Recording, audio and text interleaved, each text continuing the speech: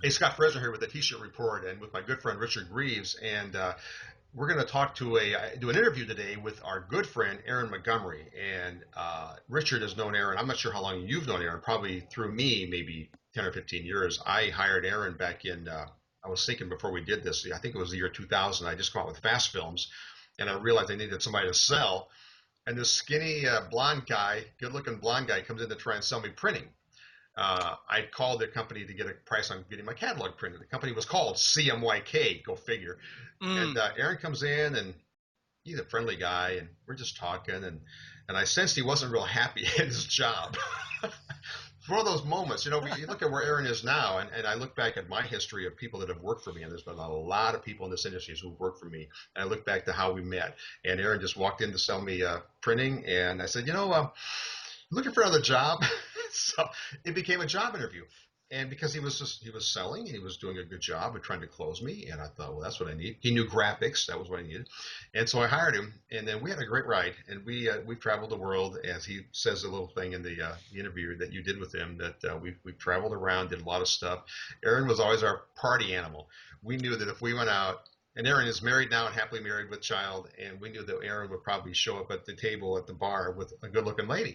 So we knew that somebody was going to show up. But we had a good time. We had a good run. He was my sales manager and my right-hand man, and Aaron's a Virgo like I am. So Aaron and I got along great. We understood picky. He could not stand the booth having stuff that was crooked and things that were not hung straight. So Aaron and I bonded over nitpicking over the booth. I knew that he would have his checklist of what we needed to take to the show. I'm a big checklist guy, and so Aaron and I became buds. And then of course, the U.S. screen closed, and he moved on to Coastal, and I think he's our sales manager there, but I don't know if that's true or not. I think he's almost run the place. Anyway, so you were at the indie show, and you had camera in hand, no tripod. I went to the Indianapolis, Indiana printwear show, the NBM show, and I went to go see the show, see what was happening there. It's only 260 miles from me, so I just drove down there. And Aaron and I had talking about FESPA, although he said that there wasn't that much really going on that was new at FESPA, but he had some great insights into what he specializes in, and that is sublimation and heat seal machine work.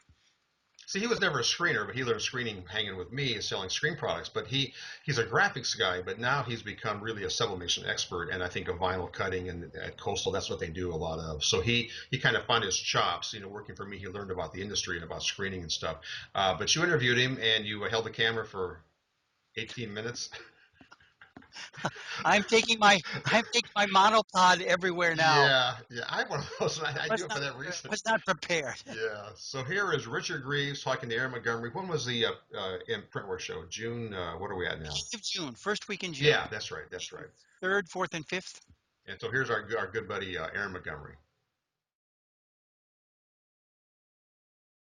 Welcome, Aaron Montgomery, fresh from Cologne at FESPA. Hi there.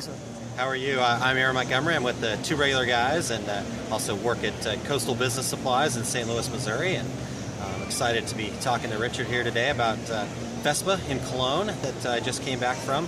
Got a chance to go over and visit some things that were part of what Coastal Business is doing, and got a chance to share some of those things with Richard. And Scott's going to be around on the show too, so haven't seen Scott in a while, so miss seeing him, and hope you're doing well. Anyways, one of the cool things that I got to see to start off the show was just the breadth of the digital side of laser transfers that are out over there. There's several companies that are making paper for it, and it was definitely interesting to see how different over in Germany the digital side of things, where we're a lot more inkjet driven over here in the States. Over there was a ton of laser printers. The Oki white toner laser printer is the system of choice, it seems, and basically they're transferring white toner onto a laser paper and a two-paper system, marrying that together and creating digital transfers without weeding. So very cool stuff that we got to see over there. So how do you mean that it does it without the weeding? Yeah, it definitely is a interesting process. So you're printing toner onto a sheet, and then you're taking an additional polymer sheet and marrying it to the back of it, and it's only adhering to the toner side of it, so it allows you to get a transfer, get the fine details without having to weed vinyl out or anything like that. And so it's a complete digital full color transfer. It's great for short run stuff and digital production. Now, is this is it the paper that makes this really special, or is it the Oki white printer? Yeah, it actually is interesting because it's a combination of both. The Oki having the white toner and a straight through laser path gives that transfer a much better chance of success, and the white toner gives it some additional opacity to get a brilliant white. Then when you marry that with the paper that has some white to the adhesive part of it too, you actually get a true white for once. And you know, the laser papers like this have been around for a long time, but you know, only in the last 3 to 5 years has the white toner been on the market with the Oki promoting that. So that kind of what makes the difference and makes this a viable technology for our industry. So this eliminates using a sheet that's already had white on it, just like in the olden days where we'd screen print white plastisol first and then litho print maybe as a way to make that. And that's why there's no weeding, because the Oki's printing the white. Correct, yeah, and that gives you a nice crisp fine detail, so it's pretty impressive to see. As a screen printer, I get that now. Yeah, so, exactly. Now, is Oki the only one, or just the one that you sell? Well, no, Oki right now is really the only one that is focused on the white toner. We did see a Xerox product over there, but it was a third-party OEM cartridge going into Xerox. Xerox isn't focused on that. Where with Oki, this is actually an initiative inside their company to do transfers. So far, they're the only lasers that are focused on it right now. When do you think we'll see this unit in the United States? Well, or is it the paper and the... Yeah, it's kind of been over here sporadically, little bits and pieces for a little bit, but it's here now, and in fact, we're showing it over to the Coastal booth. And but the development in the paper is continuing to grow and getting better, and there are even some metallic papers and adding hot stamping foil like maybe you would do with a plastisol transfer or something like that. You know, it's becoming more and more popular with this kind of technology. What else did you see?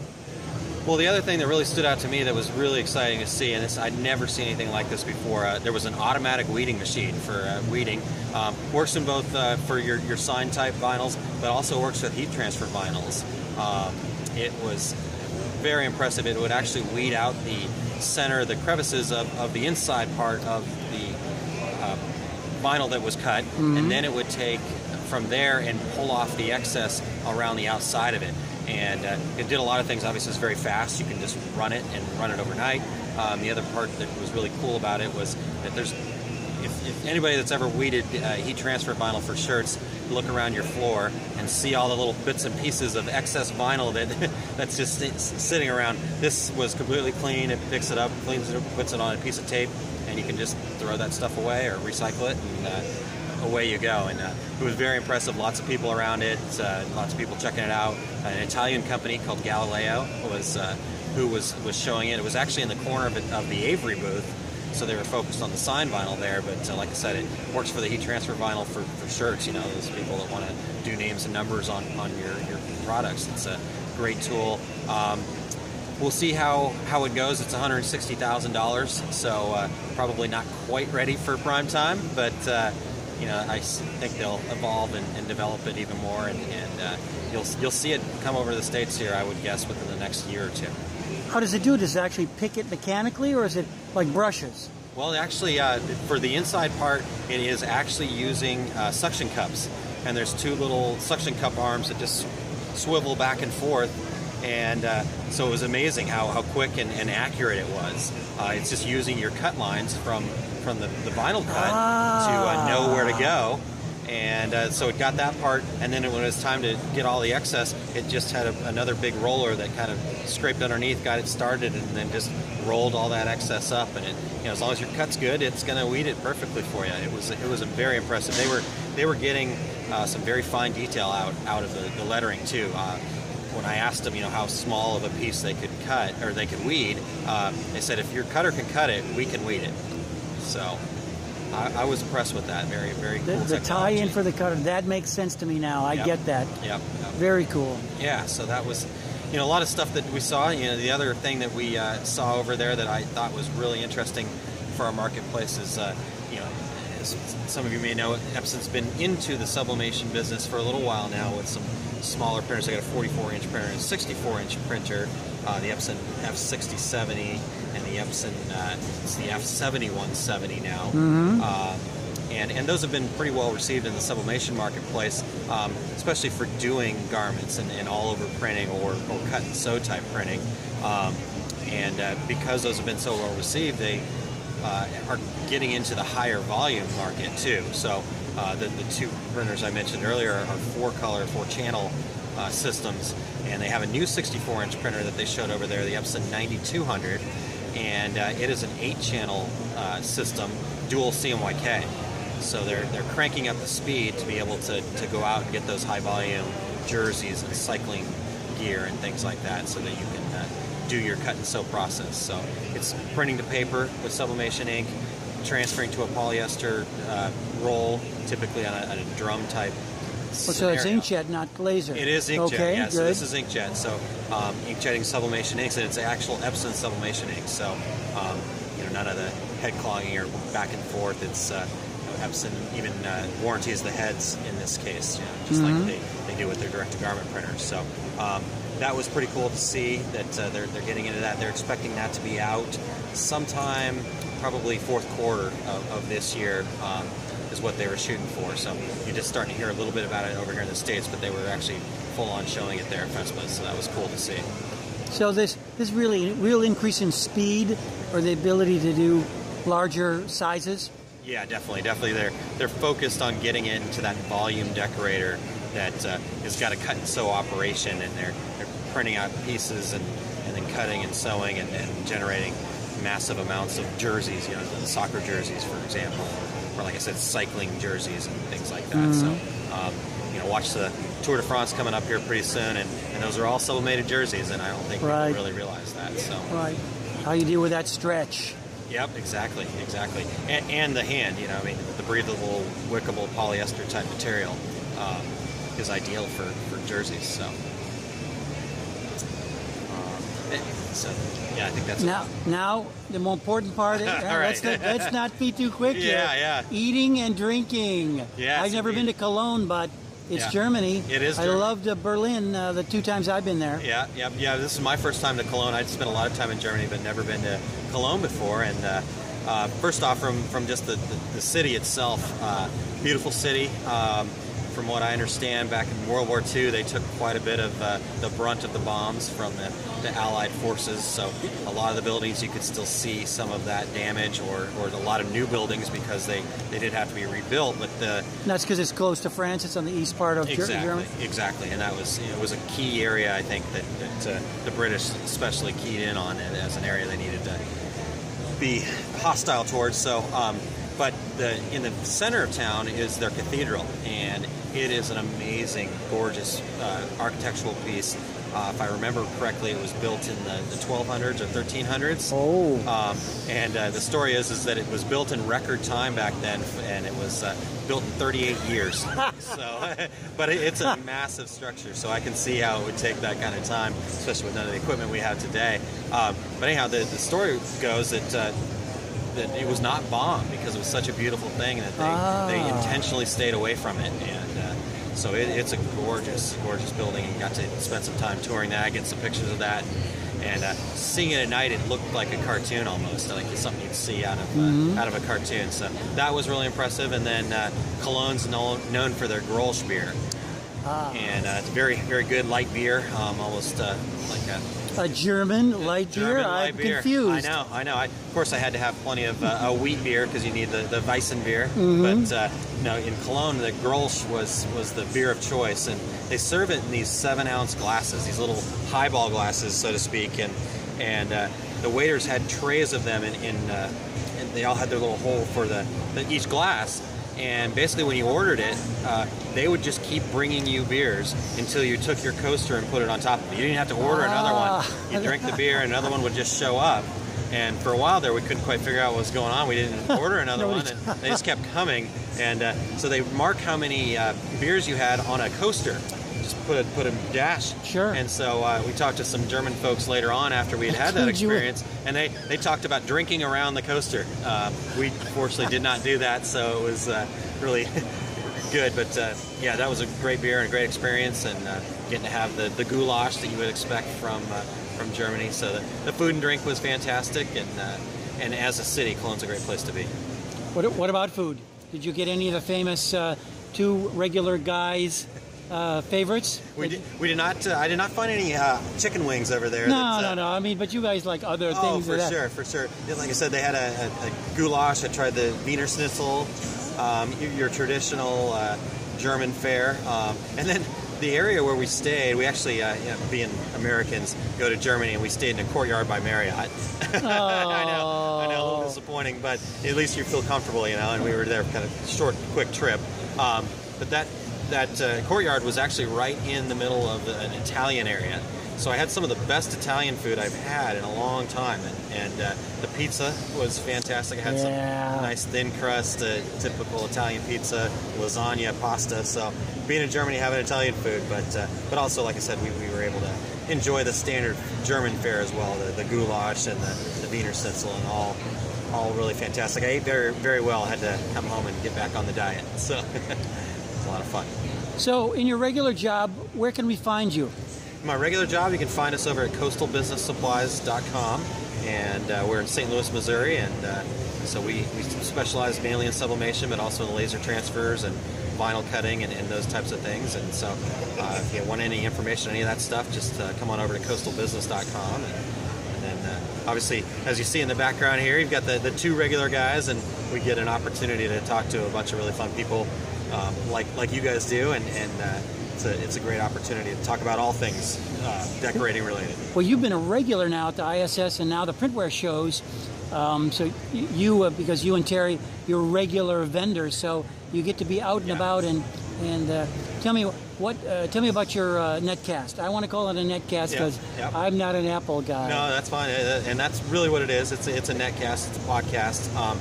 We happen to do ours live most of the time, where most people would record and play, but most of the shows that we do on a regular basis is live, so you can actually listen in live, be part of the chat room that's on the website, and it's been a lot of fun. It's been something we've been doing for about 3 years now, and